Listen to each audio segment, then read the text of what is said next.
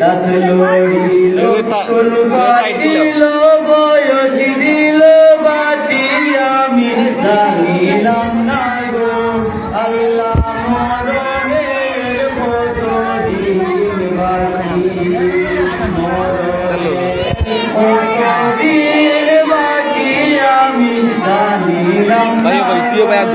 আল্লাহ মরণের কতদিন বাকি আর হায়াত হইল হাতে বাইরে মরুত হইল পায়ে হায়াত হইল হাতে বাইরে মরুত হইল পায়ে যে জায়গায় যাত মরণ লেখা সে জায়গায় সে মরে আমি জানিলাম না গো আল্লাহ মরণের কতদিন বাকি মরণের কতদিন বাকি আমি জানিলাম না গো আল্লাহ মরণের কতদিন বাকি